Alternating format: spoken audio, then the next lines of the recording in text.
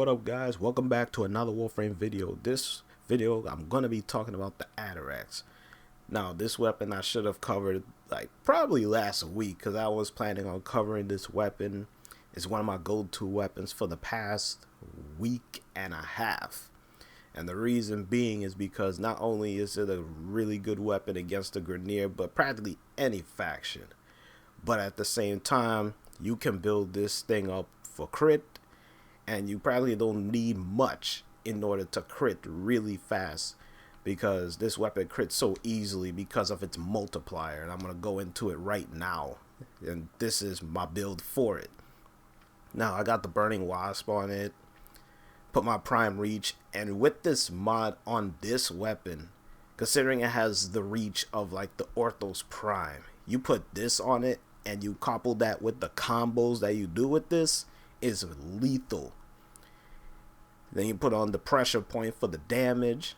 You put on that blood rush. That's practically all you need for it. You don't need to put on true steel. Just put on blood rush. Have the body count in there. I put an organ shatter just for that multiplier being at 5.7. People gloss over this weapon. You know, it's a whip. You know, how it could compete with against, you know, an Icona Prime. You know, those top tier melee weapons, and I can understand their reason. But at the same time, when you look into this weapon, seeing how easy it is to crit, but not only to crit, but to red crit, so easy. It is so much, it's like a blessing in disguise that you don't have to put so much effort into trying to crit when this weapon crits so goddamn easy. And at the same time, if the enemy's all around you, if you just do a certain combo, you just build it up so goddamn fast, and you look at the multiplier, you're like, damn, I only hit him a couple times, I'm already red critting.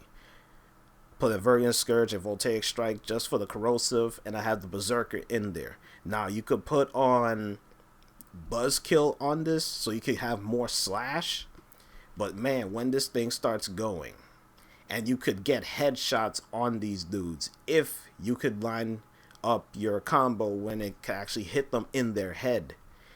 It's really insane. And at the same time, this weapon is best used when you have Necros, because obviously if you use Despoiled along with using Desecrate, all that good stuff, you know, you'll desecrate in their bodies. They're so shredded that, you know, you just desecrate them twice, their bodies. So I'm just gonna throw these guys out here. Let's see, Arid Heavy Gunner, Trooper, Butcher, Ballistica, you know, staples, some guys as far as with the Grineer. And I'll get into the Grineer as to the reason why I say they don't like this weapon, but I like it. So let me just simulate this. Alright, where are these idiots?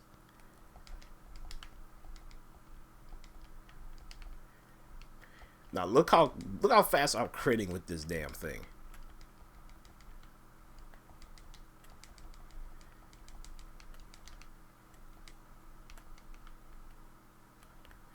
This is such of a monster of a weapon when you think about this. Look at this. That was a headshot right there. If you didn't see that, that was a direct headshot on him. 41k.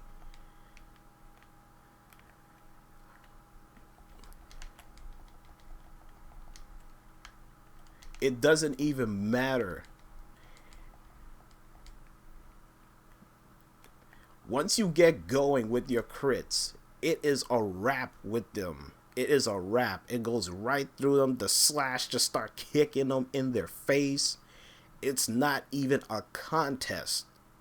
It is not even a contest. And at the same time, using this with Wukong, it's flat out ridiculous, because again, I'm using the arcanes and whatnot, so I'm boosting my critical. But even without this, even without it, it's still going to be critting. It's still going to be doing the damage that it's supposed to be dealing, because like I said again, the Atterax just doesn't care. It just doesn't care. And it's like, these dudes don't stand a chance. Now, I'm just going to even use Loki with it, just because, you know, I'm just going to go Invis. so that I could just use a frame that has no arcane on them. So I'm just gonna use Loki. Let me change my class on him so I could just be invis for a good bit of time. Same enemies. Like I said, it's not gonna take it long before it could just get going. As far as red critting all over the place. So, same enemies. You know. So you can just do that whip of a combo right there. Look at that. It's just going right through them. It's like, when it gets going, it's they have no chance, man. The slash procs will just eat them up for lunch. That dude could even even survive that slash. And since I got the Berserker on, it's like, it's gonna keep eating them up. And as you can see, the combos that I'm doing the whirling one, where you could just get more range. And if there was a lot of enemies, boy oh boy, like for example against the infested, it's like if they just surround you, you just do the spinning one where you just go like this, and then you just do the whip like that. And since I have prime reach on, you have so much range and control when it comes to enemies surrounding you. And what enemy faction that surrounds you best than the infested? So I'm just gonna throw out the infested out there, get like a whole bunch of chargers. Just get a whole bunch of chargers out there. I'm talking like probably like 18. Now you know what? No, not 18. Let me just go all the way up to 20. Just put 20 out there. And, you know, I'm gonna simulate that. So